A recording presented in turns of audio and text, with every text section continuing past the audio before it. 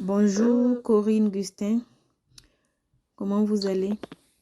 Bonjour madame, ça va très bien et vous-même? Je vais bien, merci. Alors, comme convenu, nous avons décidé de vous rencontrer dans le cadre de notre projet de mémoire de fin d'études de M2 parce que nous aimerions vous poser quelques questions. Notre Mhm. sujet est sur le leadership dans le domaine de la data. Pouvez-vous vous présenter, Madame Corinne? Oui, très bien. Alors moi c'est madame Corinne Gustin et je suis responsable animation, communication et formation data chez Massif.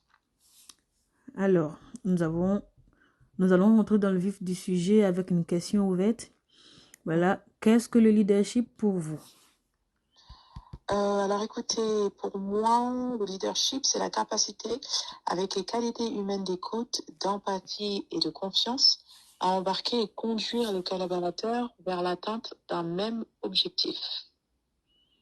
Hmm, ok. Nous Mhm. allons nous intéresser directement au métier de data analyst et j'aimerais vous Mhm. poser une toute première question. Dans une fiche de poste d'un data analyst, quels critères recherchez-vous en particulier pour ce métier? Alors, je recherche de bonnes connaissances et compréhension des enjeux métiers et, si possible, une bonne maîtrise des outils de data visualisation. D'accord. Quelles sont selon vous les compétences humaines ou encore les soft skills chez un candidat pour un poste de data analyst? Je dirais l'écoute, la pédagogie, la capacité à comprendre les métiers. Ok. Voyez-vous des différences entre les diplômés d'école de commerce et ceux qui sont issus d'une formation scientifique sur ces compétences-là? Si oui, lesquelles? Oui, alors les écoles de commerce sont plus orientées sur tout ce qui est métier, alors que les écoles scientifiques, c'est plus sur la technique. D'accord. Quelles sont selon vous les compétences clés techniques requises chez un candidat en tant que data analyst? Alors je dirais une bonne maîtrise des outils de data visualisation, tels que Tableau, Dataiku, BO, etc. Ok. Voyez-vous des différences entre les diplômés d'école de commerce et ceux qui ont une formation scientifique sur ces compétences-là? Oui, les apprentissages ne sont pas les mêmes. Du coup, l'expertise technique est tout aussi différente. Ok. Attendez-vous d'un data analyst qu'il mette en avant ses qualités managériales et de leader Mhm. ou d'esprit d'équipe ou encore ses qualités techniques? Alors, je dirais que tout dépend du contexte et du sujet, mais un bon data analyst est une combinaison équilibrée de ses qualités. Selon le travail confié et ses interlocuteurs métiers, il doit être en capacité de s'adapter et de doser les compétences à utiliser. D'accord.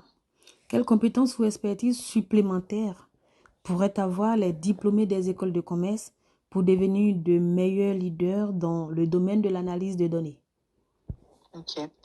Cela est très variable car aujourd'hui, nous avons des data analysts avec une solide expérience professionnelle et un Mhm. parcours déjà établi.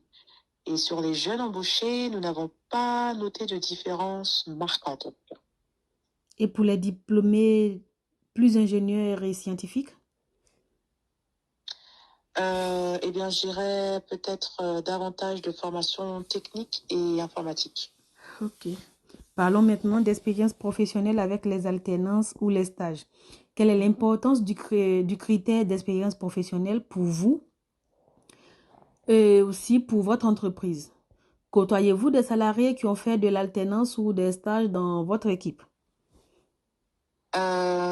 Alors, écoutez, sur des profils nécessitant une expérience, mais la mobilité de notre entreprise peut favoriser un apprentissage et un poste de junior. D'accord. Privilégiez-vous un étudiant ingénieur avec de belles compétences techniques et moins d'expérience professionnelle ou un alternant qui sait certainement déjà s'insérer au sein d'une entreprise due à ses expériences professionnelles?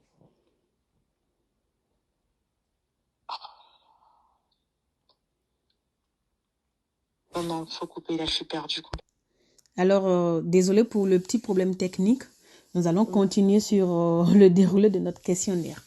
Donc, Bien la sûr. question était la suivante. Privilégiez-vous un étudiant ingénieur avec de belles compétences techniques et moins d'expérience pro ou un alternant qui sait certainement déjà s'insérer au sein d'une entreprise due à ses expériences professionnelles? Alors, je trouve que cela se dit au cas par cas et selon le poste à pourvoir. Mais si cela est possible, de nous favorisons un stagiaire, on préfère favoriser un stagiaire ou un étudiant. D'accord. Alors, dans votre entreprise, y a-t-il des directives concernant le recrutement dans le domaine de la data, en termes de formation, d'années d'expérience ou de connaissance des outils? Oui, je dirais pour des petits profils nécessitant une expérience, mais la mobilité de notre entreprise peut favoriser un apprentissage sur un poste de junior aussi. Ok. Dans l'entreprise, est-ce que vous veillez à ce qu'il y ait une bonne répartition homme-femme dans le domaine de la data? Bien sûr. Oui, bien sûr. Ok. Et à quel point un nouveau salarié doit avoir une bonne capacité d'adaptation à son arrivée? Et aussi, on aimerait savoir à partir de quel moment pourrez-vous proposer des missions à haute responsabilité et à quel moment est-il compétent pour vous?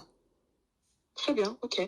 Alors, pour répondre à votre première question, notre entreprise prône des valeurs de bienveillance et une culture d'entreprise forte autour de l'humain.